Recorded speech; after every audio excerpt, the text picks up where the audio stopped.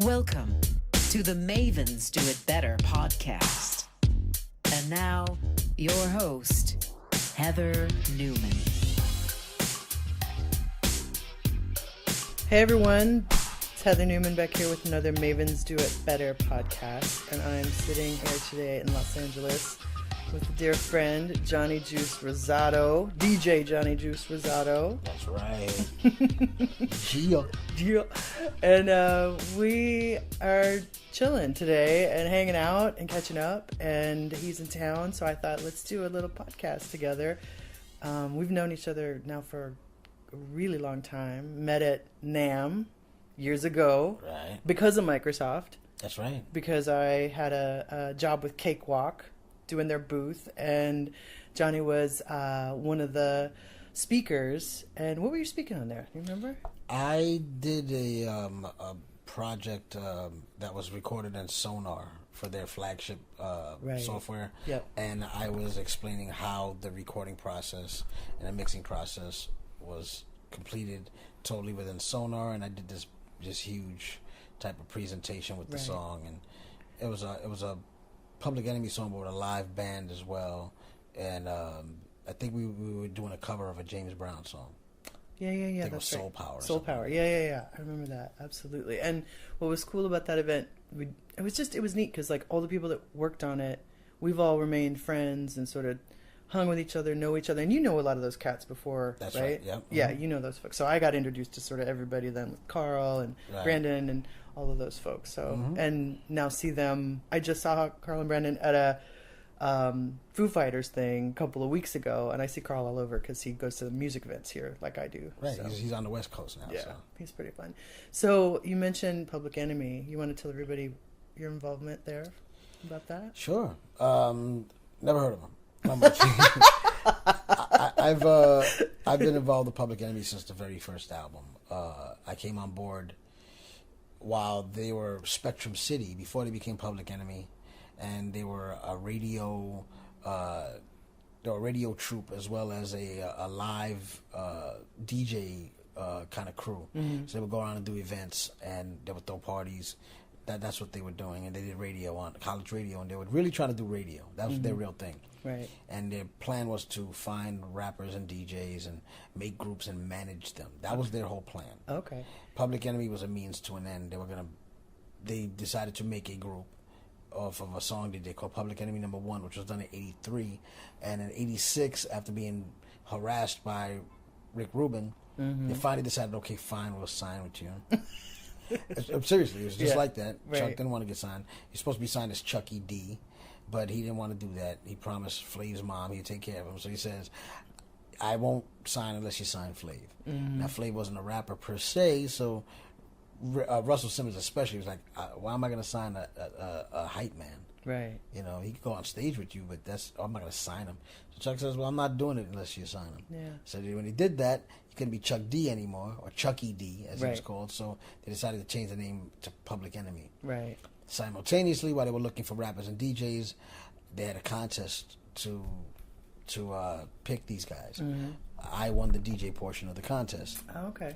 Two of the guys that were in my crew at the time that went up there to participate in the contest was a rapper named KBMC, and the other one was MC Chillowski. Chillowski decided not to come to the contest because he was in Brooklyn visiting his pops. Those rappers are now known as Charlie Brown and Busta Rhymes on Leaders of the New School. Get out of town. We was a group together before this. Right. So I won the contest. I got down with their crew, and eventually Chuck bringing me back and forth home because I have a car. Right. He asked me if I would like to scratch on some of the records. He played a tape in his Cougar. The Cougar. The car. Yeah, the Cougar. So he played the tape, and the tape ended up being what would be later Yo Bummers, the show. Wow. So I went and scratched on that, and that was the beginning of my involvement. Yeah. With Public Enemy, and I became a member of the Bomb Squad, and the rest is history. And I'm still obviously real tight with Chuck and with Charlie Brown and Busta and Dinko, and because I did scratching on their first album as well, and I've produced a bunch of stuff for all of them. So actually, there's a new Leaders of the New School album coming out soon. Yeah. Yes. New stuff. Yes, new stuff. That's exciting. Yeah. Well, and thank you for helping me connect with Chuck D for the Okay. Into Yeah. Action, when he came into the social justice panel with us here in LA in January, and he was so lovely, and it was really cool to meet him. So I really enjoyed that. And you travel as much as I do, I know, and you do a lot of teaching and lecturing and stuff. Will you tell folks about that? Because I think it's super cool that you're doing it. You know, you do everything. I mean, you've got your hands on the turntable, you're making music, you're producing people, you're teaching. So tell folks about that portion of what you do.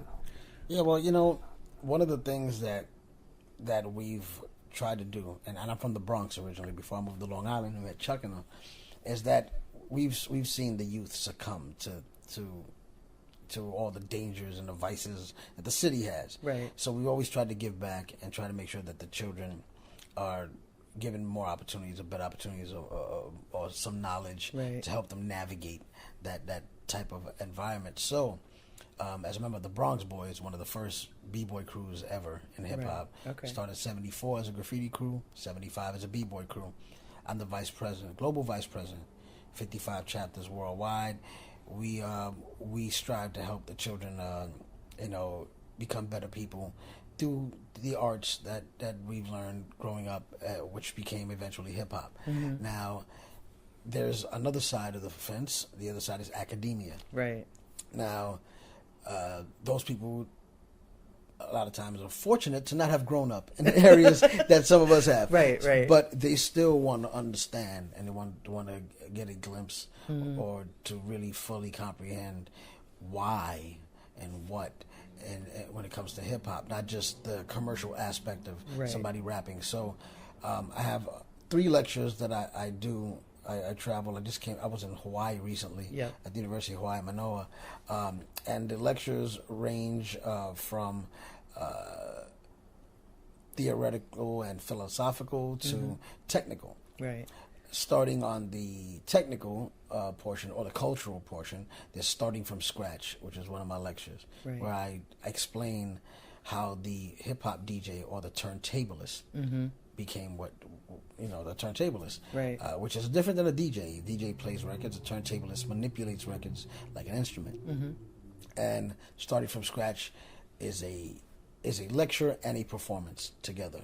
So Cool. not only do you So hear you bring me your- lecture, I bring my equipment, Okay. and I get to show you how the scratches evolved, Right. from what they are to what they are Behold now. the Purple Crayon. Right. Yeah. Did you see the Get Down? Yes. Did you like it? Yeah, I thought it was cool. Yeah, I like A that good too. friend of mine, Raheem from the Furious Five, Uh-huh. also in the Rock and Roll Hall of Fame, was one of the consultants on that, as well Okay. as Flash. I love that. And there's a reason why it's called the Get Down, because that's the part of the record, the break, that was spun so the B-boys could rock to. Okay. They called it the Get Down. Yeah. Eventually it was called the Break, and then the Break boys would dance to it, and the Break boys shortened to B-boys, and the B-boys, Got it. or the Bronx Boys. So, yeah, I love the show. People kind of panned it, saying it wasn't 100% accurate, but it wasn't a biography. It was. Yeah, it was a flavor of what was the time. Right. Right. It was. Yeah. It was based on, but it wasn't. Right. It wasn't trying to be 100% historically accurate. Right. Yeah. That's But- cool that you right. you talk about it and then you show everybody too. I mean, I think I took some Scratch Academy classes Right. after we met here in Los Angeles with that crew, because I was like, Yeah. this is fun. It is. It's cool, and if the more you get into it, the more you realize. I mean, you can do drum rudiments on the turntables if you know how to. I mean, I do. Right. You know, I actually notate my scratches in percussion notation. Oh. So yeah. So I mean, when I'm working with my good friend Swiss Chris, Grammy Award-winning drummer for John Legend, Right. or formerly from John Legend, and he does his own things now. Phenomenal drummer. So, we did our own lecture together as well. It's called The Art of Recycling, Oh, wow. which I do on my own now, but I call it Run It, The Art of Hip Hop Production, where I explain how there's 4 or 5 eras of hip hop production that are constantly being recycled, and nothing has changed. What are we in really. right now? We are in basically a third iteration of the 808 phase of hip hop production, or the Marley Marl era, where Is that 1, 2, or 3, or 4? that would probably be 2. Be 2? Okay. Right. Yeah. The first one would be the Sugar Hill Gang era, which is or the live band era, where live bands would play, Right. replay breaks, and then rappers would rhyme over them. Second era was like very early drum machines, like the Roller 808, DMX, the Lynn drum, and then possibly a little scratch stab over it, Okay. and then eventually the scratch stabs became scratching longer phrases of music. Mm-hmm. Right now, it's the 808 phase all over again. Yeah. Except instead of stabbing, throwing a scratch stab or scratching a musical phrase, they just use synthesizers. So it's kind of like a hybrid of the Marley Marl era and the New Jack Swing era, where Teddy Riley mixed hip hop drums with a lot of R&B. Okay. So these guys are mixing basically the 808 drums that we already used back in the 80s, Right. with a lot of the synthesizer sounds that came out like in the mid to late 90s. Yeah. So Everything kind of evolves, but then adds to, rolls over again. right, Yeah. and it always does that. I mean, I remember, there's the record "A Dollar Bill" by my homeboy, Super Rhymes himself, Jimmy Spicer. Okay. Dollar Bill, yo. Dollar Bill, yo. And then it was sampled and done over again in the 2000s. And, and that happens. And sometimes you never know. Cold Getting Dumb was done by Just Ice in the 80s and it was sampled and redone in the 90s. And, Right. So sometimes you don't even realize that that's an actual old rap record. Milk and Gizmo, the Audio 2 did top billing, and then it was sampled by 50 Cent for "I Get Money." So the thing is always, it's always recycled, and so every once in a while you get something real fresh. Yeah. But that's one of the lectures. Yeah. And then the last lecture I have is the Tao of hip hop, the way of hip hop, keeping it ethereal. It's like keeping it real. Yeah. But Right. ethereal because it's not really tangible. Because I argue that hip hop is not necessarily a culture, but more so of a process. Why is that? Because hip hop is different for everyone. Okay. Everybody claims hip hop is this, that. We say hip hop is really the four elements, with the five elements. Four elements being, MCing, DJing, B-boying, aerosol art or graffiti. And then the fifth element is knowledge of self. So that's what it's supposed to be. But I don't really prescribe to that, because back in the 70s when there was a park jam, everybody in that park jam that went and partied, out of all of those people, very few of them practiced any of those elements. Right. There were a few B-boys in the crowd.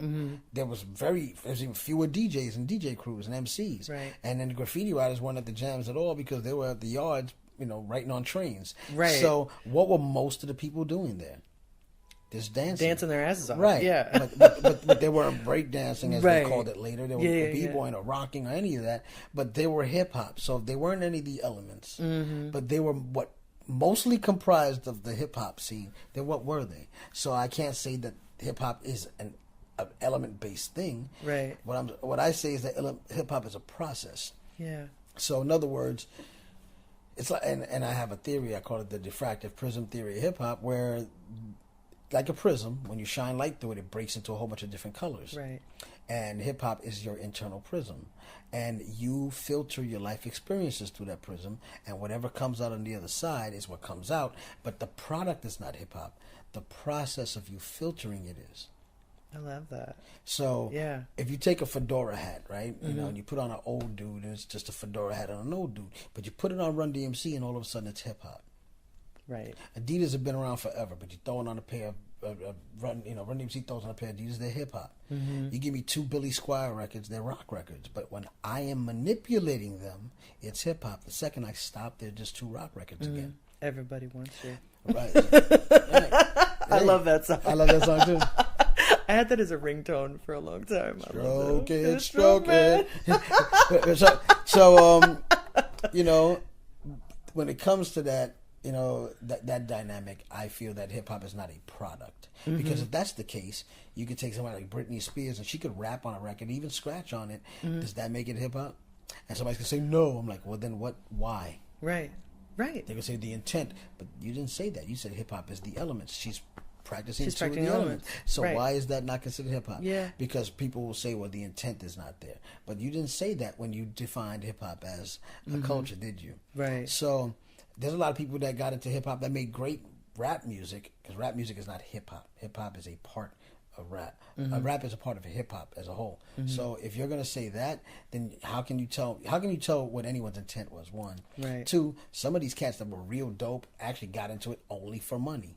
Yeah. So you're saying that's not hip hop? Because some of them guys made some classic records. Right. So at what point do you determine what real hip hop is, what really isn't? So again, you're basing it on the product, right, or the output, and not the process of the creation of it, and the say the elements that may happen to be a part of it. Maybe there's 2 or 3 or 4, or maybe just one or whatever. Well, there's a lot of cats that say, "Yo, I'm hip hop." Yeah, but they never really b-boyed. Right. They're never rappers. I mean, they might have messed around and rapped a little bit here and there, but not really rappers. They're not DJs. They're not MCs. They don't do any graffiti. So how do you determine that you're hip hop? Right. And they determine it based on their intent or what they feel. So if that's the case, then it's based on your filter of events that have occurred in your life. You filter things in a certain way, and that filtering process is what makes you hip hop. So if that's the case, hip hop isn't the product, it isn't the end result. Hip hop is the actual physical process. Yeah, I like that. We were talking about, so you worked with Prince, dear departed, amazing, wonderful Prince, and can you talk about working with him a little bit? Yeah, Prince. I mean, he's a genius. You know, he was a genius. There's really not much you can say about that other than that. But the dude, you know, we had to do a recording, and you know, it was very limited interaction, so it wasn't like I did a whole song with him. You know, it was really about someone else that actually had record vocals for Prince, happened to be there and record it. But all the stories are true. He offered to play basketball. There was no pancakes offered. The guy's obviously extremely talented. And I think that there's a side of him that even he wishes people could see, but he doesn't know how to present it. I talked with Miss Mavis Staples, who I also recorded with from the Staple Singers. And she and her sister Yvonne, who passed away, you know, fairly recently. We were talking about that, and she said when she first met Prince, it was right at a show he did. They were flown in. Prince said, "I want them to come to the show," and just flew them in. And they never met Prince, and they were on the side of the stage, and Prince came off the stage, and Yvonne was telling me, Yvonne Staples, that he didn't get any acknowledgement from any of the people in his staff. Like, you know, usually we get off stage, that was dope, that was great, you know, nothing. That's like people scared to say anything to him. So he walked up to back, you know, right to the side of the stage, and Yvonne was there, and she looked at him, she gave him a hug, and he started crying. And it's like, just like every other artist, we wish for people to understand. And we all need people to appreciate the things we do, right? No matter who you are, no how famous or whatever, you know, like that was cool. Thank you, right? But the thing is, you know, sometimes it's like, I don't know Prince well enough to say, but maybe those people in his staff has said before, "Yo, that was great." And he's like, "I know." And it's like, well, you know what? Maybe that's what he said. So it's like, I guess I'm not going to say that again. I have no idea, but you know. You know, and I ended up becoming good friends with Cat Glover, his dancer. For many years, and his confidant is a very good friend of his. And she has given me insight into Prince's life that I didn't have at one point. And at one point, I was supposed to actually redo Alphabet Street. Alphabet City? Alphabet City. With Alphabet Street. I was like, wait a minute, that's wrong. It's Alphabet Street with her. She was actually on the original record with him. Okay. And we got blessings from Prince to redo it. Okay. But we never got a chance to do it.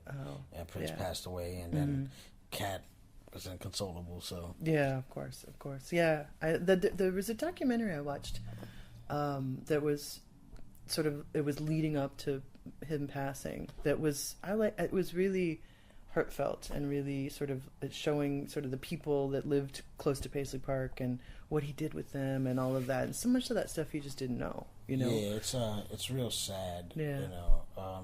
It's tough. And, you know, I know, you know, working with him and we could sit here for, I don't know, probably 2 days and have you list everybody you've worked with, because you've worked with everybody and their mama. And I like working with their mothers better. Hey, mommy. What's up, mommy? Mommy. Oh, yeah, mommy. Get it.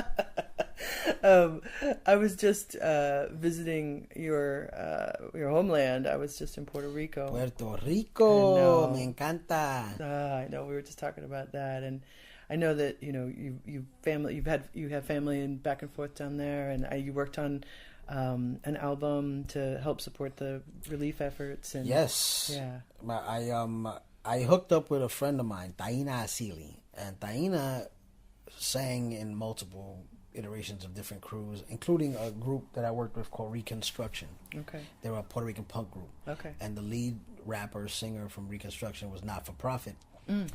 He actually asked me to record with him, so we made an album under the name Ex Vandals. Okay. So Taina sang on that. Years later, I meet her because I was living upstate New York. And I'm like, what are you doing up here? She's like, I live here. What are you doing up here? I'm like, I live here. Right. So it was like, wow. And one day her conguero, the guy that plays the congas for her, couldn't show up for a gig. So she called me. She's like, I know this is probably not your level of stuff anymore, but, you know, I know we can't pay you as much. I'm like, just ask me what you want to ask me. She goes, you know, my conga player can't make it, and can you come to a gig? I'm like, Right. oh, of course, you know.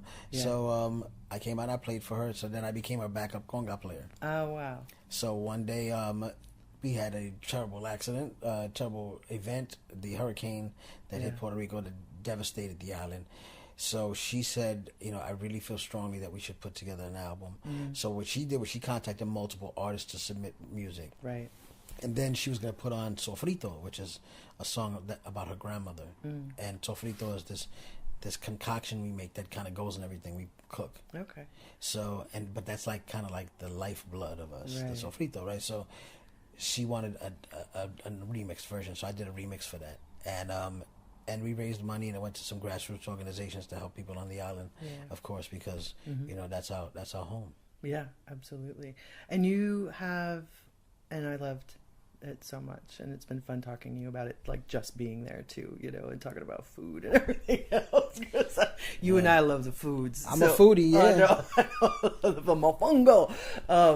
And I've been listening and watching your new project that you have with KJ. Yeah, the Odyssey. Yeah, the Odyssey. Will you tell everybody a little bit about that? Because that's all brand new and coming out. It's brand new. And, It's different. It's weird. He's like a 6'6" South African skinny Sting. Like he has a Stingish type voice. You know, like it's weird, He right? does. I've talked to him on the phone because we're gonna do a podcast with you and him Right. in a bit. But yes, And and then, you know, he wanted me to do scratching on some of his solo stuff he was going to do after meeting him through the same people I met you through. Carl Jacobson. Oh, get out of You know, town. yeah, I met him Okay. through Carl and all that stuff and Cakewalk. He was the CEO of a company that made PCs for music. Okay. So I bought a bunch of PCs from him. He left that company and he wanted to do his music again. And instead of being, you know, a bass player like he normally is, he wanted to be the front man. So Right. I'm going to do a solo album. He asked me to do some scratching on some stuff I did.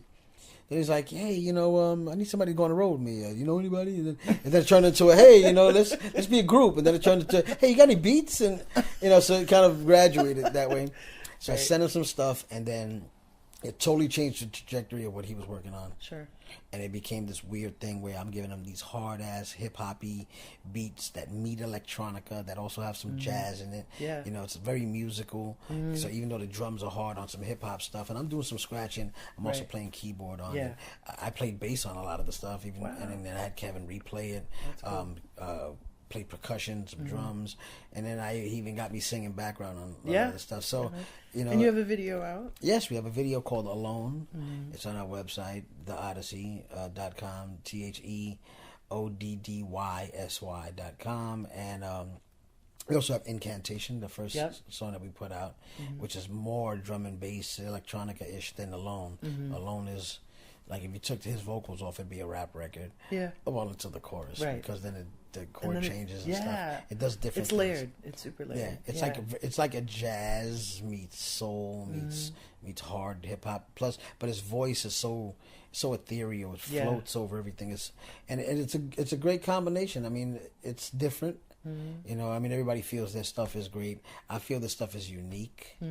So I think it has a voice, and I think people could really it'll resonate with a lot of people. Yeah. Because the subject matter is pretty much my life over the past 2 years, and maybe even Kevin, KJ's, the stuff that he was able to tap into a lot of the pain I was going through with his lyrics, and he felt musically what I was trying to say, and he did it vocally. Phenomenal mind reading skills for KJ. Right. And if you've ever been through a lot of pain at one time, and didn't know why or knew why but couldn't stop it, or any of that stuff, you feel this album because it really speaks to exactly the process that you go through with the ups and downs until you figure out yourself. I connected with it for sure. It was and knowing you too, and knowing you must being friends and stuff, like watching you go through this process, it's been really lovely, and I know it's been tough. So it's I love that you have something new that you're passionate about. And I mean, you're passionate about everything, but you know what I mean. But like something that's able to take what you go through, and I mean that's why we make art, right? That's why we share that, so that we all feel not so alone. You know what I mean? Exactly. So yeah, that's exciting. So, and there's more album to come, and more songs, and that's coming out. That should be out at the beginning of the year. Okay. Yeah. It was supposed to come out already. Yeah. But we've had a few major setbacks. I lost my grandmother at the beginning of the year, and that kind of set me back a lot. Then I also moved. That set us back. And then we also had other things we were working on that kind of pushed back a little bit. Yeah. And plus, we have some guest appearances on the album. Okay. That kind of pushed stuff back. We have Charlie Brown from Leaders of the New School. We have DMC from Run DMC. We have Chuck D. We have Keith Murray. Oh, wow. Cool. And awesome. Then reached out to Vernon Reed from Living Color. Wow. He may do a guitar piece. And then Davey DMX from the legendary Davey DMX plays guitar on a joint, believe it or not. He was part of a group called Orange Crush back in the days. There's a song called Action. Okay. But he also produced a lot of Run DMC stuff. Nice. Yeah, speaking of... And we're going to get KJ on, and we're going to do one and go a little deeper into your process and stuff. Yeah. So you mentioned DMC. So fun fact. So I got another Microsoft gig where I was working for Massive, who did all the advertising inside of Guitar Hero and all of that, right? So Guitar Hero 4 was coming out, and I had met Juice at...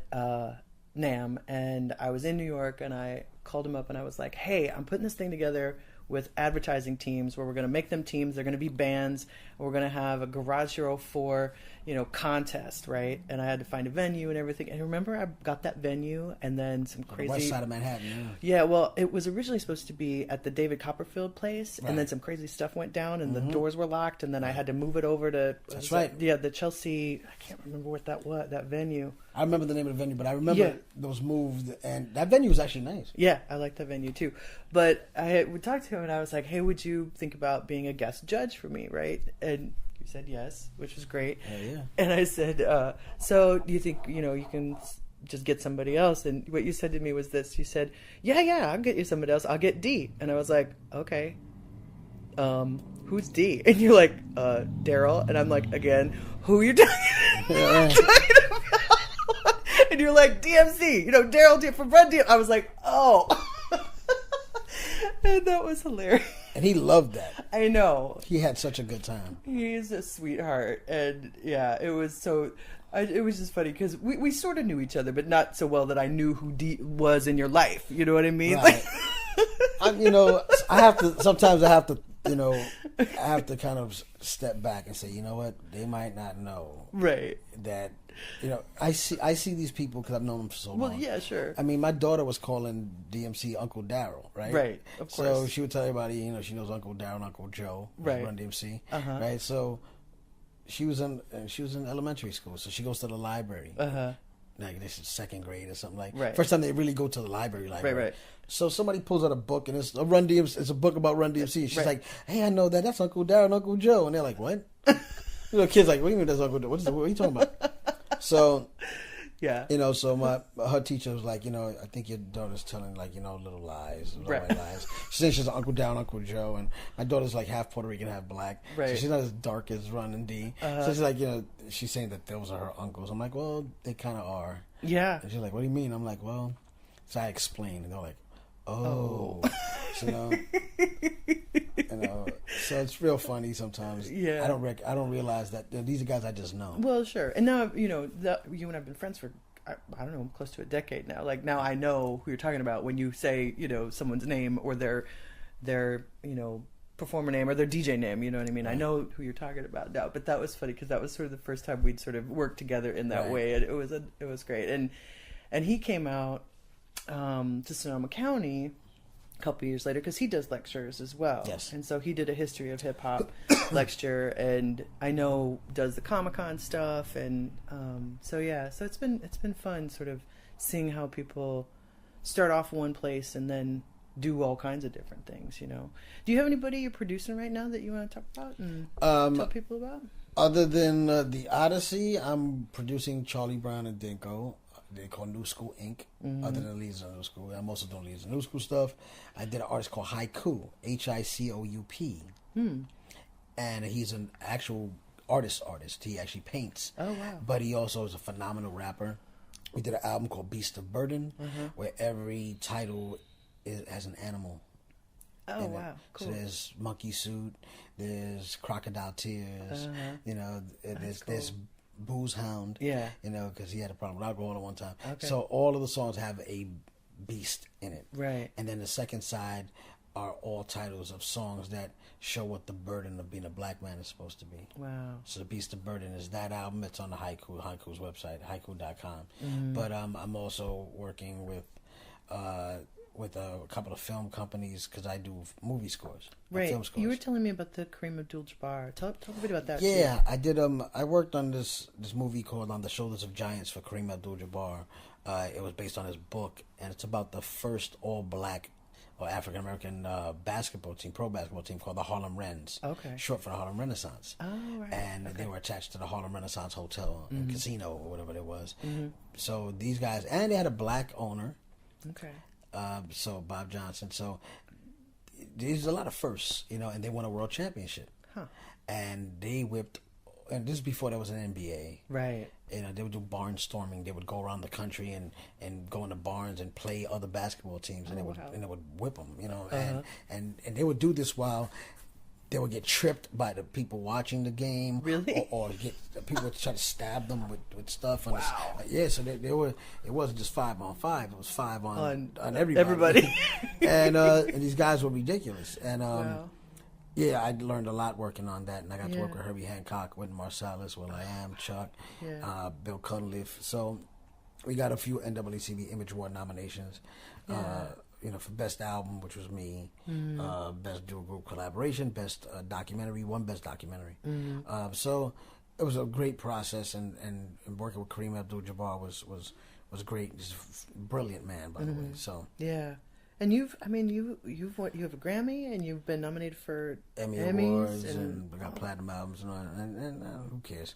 But it's nice to be recognized by certain entities for your work. Right? Yeah, that's cool, but sometimes those are all just a big popularity contest. Well, for sure. I'm in the Long Island Music Hall of Fame, but I'm also on the Education Advisory Board for them, which I find more important, actually. Yeah, right. And then I'm, then the Rock and Roll Hall of Fame induction in 2013, and that's cool. But really, who cares? Well, it's also about getting to have that experience with the other people, and that's what it's all about. Green room fun and all. You know what I mean? Like meeting people and hanging out with Tom Petty. I got to speak to him for half an hour, 45 minutes. Never met the dude.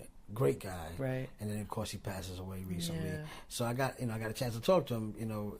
And those things I find more important than any of the accolades and other stuff. Yeah. Although those sometimes lead to those cool conversations or things because you're in the same place at the same time because of something. You know? Yeah. And I was talking to David Grohl about him playing the devil in The Pick of Destiny. Tenacious D's The Pick of Destiny. I mean, out of all the things we could talk about, it's like Nirvana, no. Foo Fighters, no. Yeah. Yo, so how was it playing the devil in The Pick of Destiny? He's like, it was great. But, that's super cool. 8 hours of makeup was terrible, So that regular conversations with people like that are great. Yeah. I know. I was telling you that Dave Grohl handed my mom a brisket last month, and I was like, "That is the coolest thing that Mama brisket, Mama brisket." I know, for sure. So, you do so many things, and I love it that you have such a passion for education and the lecturing. And I've seen you that night. We did the garage band. You not only did the judging stuff, but you were there playing, doing your scratching and stuff. And I guess. You're a master turntablist. I watch you and I'm always every time blown away. Where's that happy place for you? I know you do so many things, but when you're like, this is it, this is my jam, this is my element, this is my thing. What is it that doing in that area? You know, or what, you know? Yes. it's everything. My happy place is whatever I'm at, where I'm at. Yeah. It might be me scratching a record right now. It might be me going on a 2-mile swim. It might be me sitting on the beach. It might be me playing with my grandkids. Right. It might be me playing with a nice young lady. You know what I'm saying? You never know. My happy place is whatever's happening at the time. I live my life going forward, saying, you know, I'm grateful for whatever happens. Yeah. And I try to be present as much as I can. Yeah. Which is essential for happiness, and it's actually essential for being good at a lot of different things. If you want to be good at one thing, fine. If you want to be good at everything, be present.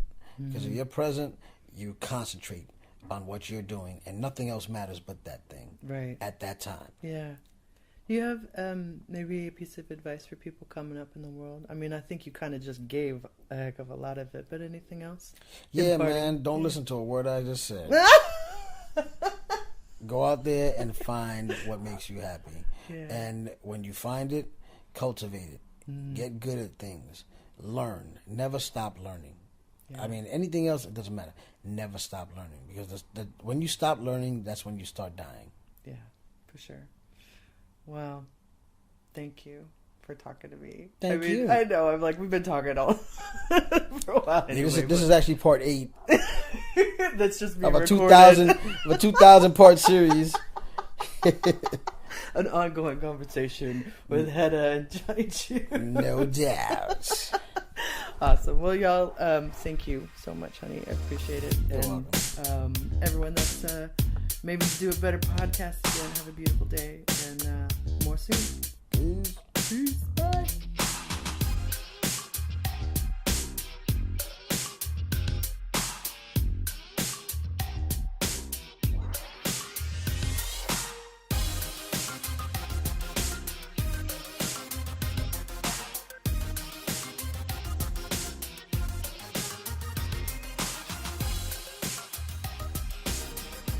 The original music on this podcast was created by Jesse Case.